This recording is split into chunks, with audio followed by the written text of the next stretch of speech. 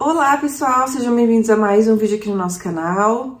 Gente, hoje vamos falar sobre as principais perguntas, as questões para a gente abordar numa reunião online. Agora que essas reuniões viraram tão frequentes no nosso dia a dia, é importante que a gente entenda quais perguntas fazer, o que fazer para se organizar, para que a gente consiga sair dessa reunião com a maior efetividade possível. Fica aqui, vamos conversar mais sobre isso.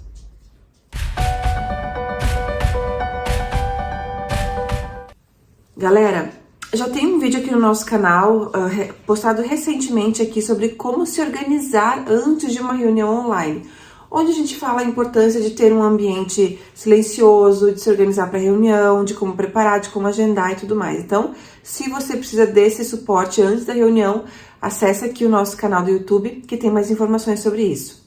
O que a gente vai conversar aqui hoje é sobre o que de fato perguntar para os nossos clientes ou fornecedores ou parceiros com quem a gente esteja fazendo reunião, para que essa reunião seja realmente efetiva, tá? Eu acho que cada vez mais as pessoas têm menos tempo, né? Tem mais coisas para fazer, acumula mais funções, então a gente precisa cada vez mais ser efetivos, não só por nós, mas também por todas as pessoas que estão ali em conjunto, né, participando dessa reunião. Então, primeiro, a gente acaba muitas vezes, eu vejo por mim, entra numa reunião, sai, já entra na outra e às vezes não consegue ter tempo de se preparar. Mas é importante sim você pesquisar um pouco da empresa que tu vai falar antes de fazer a reunião. Ah, Daniela, mas eu sei, a empresa XX e Y faz isso, isso e isso. Mas olha, dá uma olhadinha no site, isso vai te custar 1 minuto, talvez nem isso. Dê uma olhadinha no site, veja com que mercados essa empresa trabalha, onde que ela está posicionada no mundo ou no país, enfim, se ela tem filiais, que produtos realmente ela mostra no site, se ela já tem o seu site adaptado para inglês, espanhol, português, enfim, dá uma olhadinha no geral nessa empresa, para que tu não faça nenhuma pergunta que seria meio óbvia, né, que mostrou que tu não pesquisou nada sobre a empresa e também que se logo tu tem alguma dúvida, tu possa já esclarecer na reunião. Então, essa é a primeira coisa que eu indico que vocês façam, pesquisar um pouquinho sobre a empresa. Segundo ponto, o que abordar na reunião. Então, aqui é importante o que vamos abordar na reunião, né? Parece ser óbvio, mas muitas vezes a gente começa uma reunião e não sabe de fato o que nós vamos falar. Já aconteceu, né? Até casos comigo de envolver toda uma equipe de engenharia, equipe técnica, para a gente abordar assuntos mais técnicos, e no fim, a parte contrária só estava querendo falar sobre questões comerciais, comissionamento e tudo mais, então a gente não precisaria ter envolvido toda a equipe técnica de engenharia, que acabou ali desprendendo de 1 hora do seu tempo sem necessidade. Então, não tenha medo de perguntar. Alguém está querendo agendar reunião contigo? Ótimo, o que nós vamos abordar? Qual o objetivo da reunião? Para que eu saiba também que pessoas envolver. Eu acho que isso acaba também até esclarecendo para o outro lado, né? O que eu vou querer falar nessa reunião. E para vocês também, se vocês estão solicitando essa reunião, seja claro com a outra parte qual que é o objetivo, o que vocês vão querer abordar nessa reunião. Próximo, quais os próximos passos para seguir com uma negociação? Então aqui vamos supor que a gente está lá 20 minutos, meia hora, 1 hora falando sobre assuntos diversos na reunião, a reunião está se encerrando. Então não tenha medo de perguntar, pessoal, o que nós temos que fazer a partir de agora para evoluir com a nossa parceria, evoluir com a primeira negociação ou com a próxima negociação. Por quê? Porque muitas vezes a gente abordou vários assuntos importantes, mas não teve um desfecho. Então a gente finaliza a reunião e não sabe o que ficou para cada um fazer.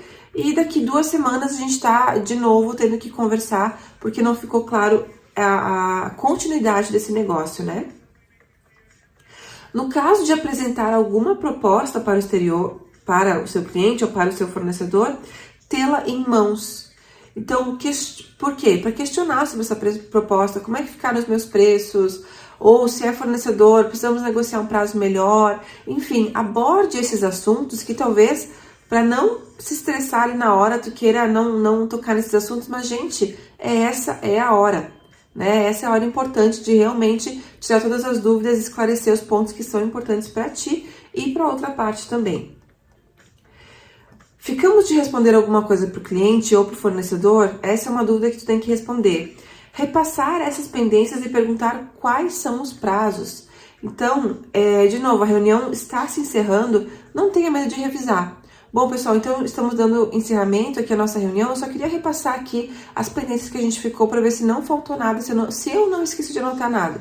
E aí tu vai lá e repassa. Então, ficamos de revisar a cotação, ficamos de revisar a proposta, o cliente vai nos passar tal informação, daqui 2 semanas vamos ter tal feedback, qual os prazos para isso, qual o prazo que nós vamos demorar para responder, qual o prazo que vocês vão demorar para responder.